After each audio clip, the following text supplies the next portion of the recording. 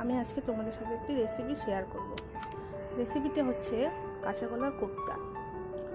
তো কাঁচা কলার কোপ্তা করতে গিয়ে যে আমাদের যা যা করণীয় হচ্ছে কাঁচা কলাগুলোকে প্রথমে সেদ্ধ করে নামিয়ে নিতে হবে।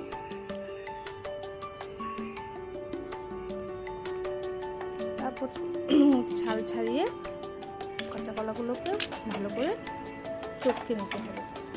চটকে নেওয়ার পর আমি একে এখানে কিছু মশলা অ্যাড করব। দিয়ে দিলাম হলুদ গুঁড়ো,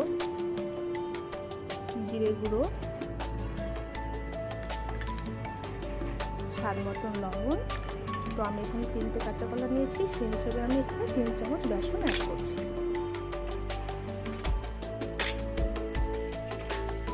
তারপর মশলাগুলোকে ভালোভাবে একই শেপে একে একে ভেজে নিলাম।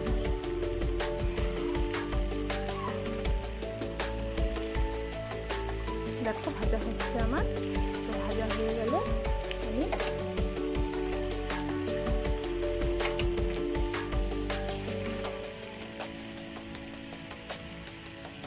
বড়াগুলোকে নামিয়ে নিলাম।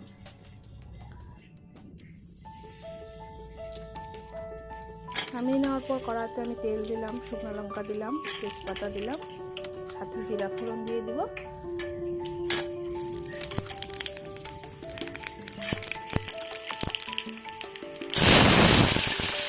তারপর কেটে রাখা আলুগুলো আমি এখানে অ্যাড করে দিলাম। আলুগুলো ভালো মতন ভেজে যখন ভাজাটা লাল হয়ে আসবে তখন আমি মশলাটা দিয়ে দিলাম।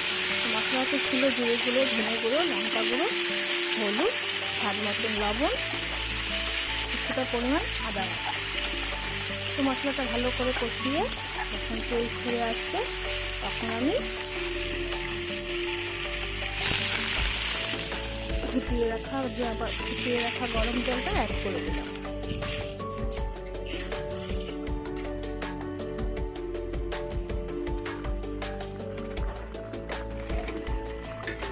তারপর দেখো বন্ধুরা, আমার ঝোলটা পুরো ফুটে এসেছে। তার সাথে আমি বড়াগুলোকে অ্যাড করে দিলাম। এবার আমি একটু ভালো মতন জাল করে নিব। দেখো আমার তরকারিটা ভালো মতন জাল করা হয়ে গেছে। তারপর আমি এখানে ঘি, গরম মশলা অ্যাড করে দিচ্ছি। অ্যাড করে দেওয়ার পর কিছুক্ষণ পর আমি নামিয়ে নিলাম। নামিয়ে নেওয়ার পর তোমরা দেখে বলো আমার এই পোস্টটি কেমন হয়েছে।